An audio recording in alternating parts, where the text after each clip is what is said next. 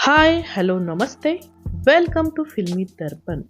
Big Boss Marathi season 6 वरती म्हणायची वेळ आली आहे की तिनेच तारले आणि तिनेच मारले. म्हणजे सीझन सुद्धा हेच म्हणतोय, आतले सदस्य सुद्धा हेच म्हणतात. मी बोलतेय राखी सावंत बद्दल. राखी सावंतने आज जो धुमाकूळ घातलेला आहे बिग बॉसच्या घरामध्ये आणि रेवाबद्दल ज्या गोष्टी ती बोललेली आहे, त्यानंतर रेवा सुद्धा हेच म्हणत असेल, कारण राखी सावंतमुळेच ती दिसतीये. त्यामुळं तिनेच तिला तारलेलं आहे आणि राखी सावंतनेच तिला मारलेलं सुद्धा आहे. म्हणजे तिचं जे तिने अपमान केलेला आहे रेवाचा, तिला काय काय बोललेली आहे, परंतु या सगळ्या गोष्टी केल्यामुळं रेवा आता स्क्रीनवरती दिसत आहे फक्त राखी सावंतमुळे. अदरवाईज रेवाचा काहीच गेम दिसलेला नाहीये. फक्त राकेश आणि राखीमुळे रेवा जी आहे ती तरलेली आहे. आत्तापर्यंत इथपर्यंत रेवा आलेली आहे आणि या शोला सुद्धा राखीनेच तारलेला आहे. मला सांगा, राखीचा जर आपण गेम पाहिला, राखीच्या गेमच्या व्यतिरिक्त या शो मध्ये आपल्याला काहीच दिसत नाही. फक्त राखी दिसते, तिचा ड्रामा दिसतो. ठीक आहे, तिने ते स्क्रिप्टेड सगळा ड्रामा तिचा आहे, परंतु राखीच्या व्यतिरिक्त कोणी दिसतंय का? कुणाचा वेगळा असा इंडिव्हिज्युअल गेम दिसतोय का? कुणाचाच दिसत नाहीये. त्यामुळंच या सीझनला राखीनेच तारलेला आहे आणि राखीनेच मारलेलं आहे. तर राखी आणि रेवाचे जे भांडण सुरू झालेलं आहे ते झालेलं आहे मेकअप पासून. माझा मेकअप कसा आहे, तुझा मेकअप कसा आहे, तुला पिंपल आहे, तुला ॲक्ने आहे आणि तेच हात तू किचनमध्ये घालतेस आणि तुझं ॲक्नेचं जे आहे ते आम्हाला खायला घालतेस. याच्यापासून जे आहे दोघींची भांडाभांडी सुरू झालेली आहे. राखीने रेवावरती डाव धरलेला आहे कारण राकेशच्या ती जवळ आहे असं राखीला वाटतं. तर हा सगळा स्क्रिप्टेड ड्रामा आहे, परंतु रेवाच्या हातात सुद्धा एक काय म्हणतात त्याला, कोल्ह्याच्या हाती ते लागलेलं आहे की हा एक पॉईंट तिला मिळालेला आहे दिसण्यासाठी आणि तिने त्याचा चांगलाच ॲडव्हान्टेज घेतलेला आहे. बरोबर ना? तर या ड्रामामध्ये रेवा सुद्धा खूप चिडलेली दिसते राखीवरती आणि खूप तिला सुनावताना आपल्याला दिसते की ती म्हणते की तुझी जर ऐकण्याची क्षमता नसेल तर ती वाढव वगैरे सांगते. आणि याच्यामध्ये राखी जी आहे ती रेवाला ढकलताना आपल्याला दिसते. विशालमध्ये येतो तर विशालला सुद्धा राखी ढकलतीये आणि इथे राखी जी आहे ती हाताबाहेर गेलेली पाहून बिग बॉस इथे मध्यस्थी करतात की राखी लांबून बोला, धक्काबुक्की आक्रमकता सहन केली जाणार नाही. तरी अशा प्रकारे राखीचा आज ड्रामा दिसलेला आहे जो खूप खालच्या लेवलला आता गेलेला आहे. प्रेक्षक सुद्धा आता कंटाळलेले आहेत राखीचा हा ड्रामा पाहून, कारण सगळ्यांना माहिती हा स्क्रिप्टेड ड्रामा आहे. मग का म्हणून पाहायचा? मी खूप एपिसोड्समध्ये ह्या गोष्टी बोलतेय की जर आपल्याला स्क्रिप्टेड TV सिरियल्स आहेत, स्क्रिप्टेड आपल्याला खूप अवेलेबल आहेत गोष्टी पाहायला, तर मग बिग बॉस सारखा रियालिटी शो स्क्रिप्टेड जर असेल तर का पाहायचा? बरोबर ना? त्यानंतर कॅप्टन्सी टास्क जो बिग बॉसने दिलेला आहे, काहीही कष्ट न करता एक साधा सिंपल भोपळ्याचा टास्क दिलेला आहे. एका रेषेत उभं राहायला सांगितलेलं आहे आणि भ्रमाचा भोपळा इथे फोडायचा आहे. म्हणजे जो सदस्य वीक आहे, त्याला वाटतंय की तो चांगला गेम खेळतोय, तो फायनलमध्ये जाणार आहे किंवा जो ग्रुपच्या जोरावर पुढे जाऊ इच्छितो परंतु तो वीक आहे, अशा सदस्याचा भ्रमाचा भोपळा इथे सुई टोचून फोडायचा आहे. साधा सिंपल कॅप्टन्सी टास्क, इतका सिंपल की नशिबानेच कॅप्टन हा झालेला आहे आणि बिग बॉसने सुद्धा आता कॅप्टन्सीचे कार्य आहे ते नशिबावरच सोडलेलं आहे की काय असं म्हणण्याची वेळ आलेली आहे. सुरुवातीला केलेली आहे राखीने, कारण राखीला कॅप्टन्सी मिळणारच नाही जशी रितेश सरांनी तिला शिक्षाच दिलेली आहे. आणि राखी जी आहे तर फर्स्ट जे नाव घेते ते आहे राकेशचं. राकेशला तिला कॅप्टन करायचं नाहीये, तो मला योग्य वाटत नाहीये कारण त्याचा गेम दिसत नाही. सीधे साधे भोले भाले असे शब्द ती वापरतीये आणि राकेशला पिन मारून या कॅप्टन्सीच्या ह्याच्यातनं बाद करतीये. आणि राकेश जो आहे त्याला सुद्धा कॅप्टन बनण्यात काहीही रस नाही. कॅप्टन बनण्यात नाही, खेळ खेळण्यात नाही, बोलण्यात नाही आणि राकेशला या बिग बॉस मराठीमध्येच इंटरेस्ट नाही असंच म्हणण्याची वेळ आलेली आहे. कारण आपण शेवटचा जो टास्क पाहिला संतूरचा, त्याच्यामध्ये साधं ते लिंबू सुद्धा राकेशला सापडवता आलेलं नाहीये. तो कॅप्टन काय होणार?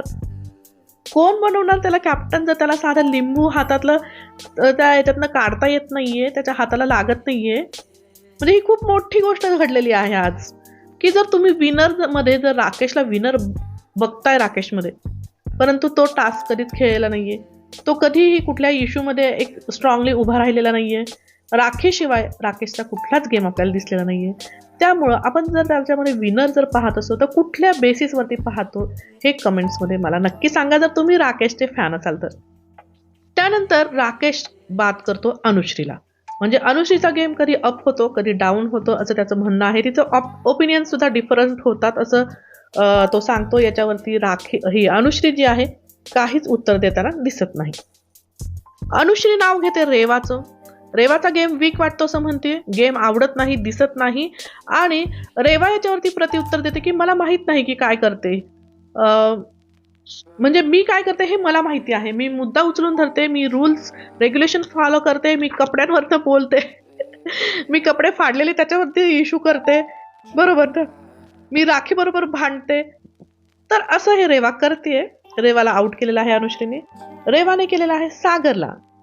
आता सागरबद्दल जी बाचाबाची तिची झालेली आहे बघा, त्याच्यामध्ये सागरने तिची बोलती बंद केलेली आहे. म्हणजे तिला काय बोलायचं हे सुद्धा सुचलेलं नाहीये. म्हणजे ती सागरबद्दल बोलते की गेम दिसत नाही, एफर्ट कमी दिसतात. आणि सागर म्हणतो की मी वीक वाटतोय, म्हणजे प्रभूकडे पाहून म्हणतो मी वीक वाटतोय तुला. म्हणजे तुला कळतं का गेम मधलं काही, तुला गेम दिसतच नाही, म्हणजे मग पटतो कसा, पटतो की नाही. आणि तुझ्या पॅन्टच्या इश्यू मध्ये मी बोलायचं, बरोबर ना. किंवा तुझं आणि राखीचं काय झालं त्याच्यामध्ये मी बोलायचं, म्हणजे हा गेम का. आणि याच्यावरती रेवा अगदी म तिचं झालेलं आहे. आणि रेवाला इथे सागरने अगदी गप्प केलेला आहे. परंतु सागर या कॅप्टन्सीच्या याच्यामधनं बाद झालेला आहे. म्हणजे सागरला कॅप्टन्सी बनण्याचा चान्स या शो मध्ये मिळालेलाच नाहीये. कारण आता 1-2च कॅप्टन होतील, त्याच्यामध्ये सागरचा नंबर लागेल की नाही माहिती नाही. सागर बात करतायत प्रभूला, कारण प्रभूचा सुद्धा गेम दिसत नाहीये. प्रभू फक्त एक शॅडो बनून राहिलेला आहे हे सगळ्यांनाच माहिती आहे. आणि प्रभू जो आहे तो बात करतोय विशालला. प्रभूने खूप मोठा प्लेयर चॉईस केलेला आहे बात करण्यासाठी, विशालला बात केलेला आहे. आणि तो कारण जे देतोय की बाबा तुम्ही जे बाथरूम वगैरे साफ केलं आणि तिथे तुमची कॅप्टन्सी म्हणजे ते तुमचा स्टँड दिसला नाही असं त्याचं म्हणणं आहे. परंतु विशाल जे बाथरूम्स वगैरे साफ करत होता ते दीपालीची ड्युटी होती आणि दीपालीला त्याच्यामुळे लागलेलं होतं, त्यामुळे ते काम कॅप्टनने घेतलेलं होतं, बरोबर. दीपाली बात करते. आता दीपाली ही जे आहे गेम चेंजर इथं होती. संकेत आणि तन्वी हे 2 चॉईसेस तिला होते कुणाला बात करायचे होते. परंतु दीपाली ताई त्या काट्याच्या भ्रमामधूनच बाहेर यायला तयार नाहीयेत. मी काटा फॉर्म केला, मी तन्वी बरोबरच फॉर्म केला, आम्ही काटा म्हणजे एकच आहोत. म्हणजे 5 जण तुम्ही आहात आणि ट्रॉफी मात्र एकच आहे. ही गोष्ट का नाही लक्षात येत, जे विशाल नंतर म्हणतोय की ट्रॉफी 5 नाहीये, ट्रॉफी एकच आहे. परंतु दीपाली ताईंना काटाच्या पुढे स्वतःला सुद्धा त्यांनी ठेवलेलं नाहीये. परंतु या काटामध्ये फक्त जी तन्वी आहे ती हुशार आहे, ती डोक्याने खेळते, ती स्वतःसाठी खेळते, ती गेम खेळते. हे जेव्हा डिस्कशन चाललेलं आहे टोळीमध्ये ते आपल्याला इथं पूर्ण दिसतंय की फक्त तन्वीच खेळते, बाकी सगळे तिचे शॅडो आहेत. राकेश तर खेळत नाहीये, दीपाली सपोर्टिंग ऍक्टर मध्ये आहे, प्रभू शॅडो मध्ये आहे, रेवा जी नवीन आहे ती फक्त फ्लो बरोबर चाललेली आहे.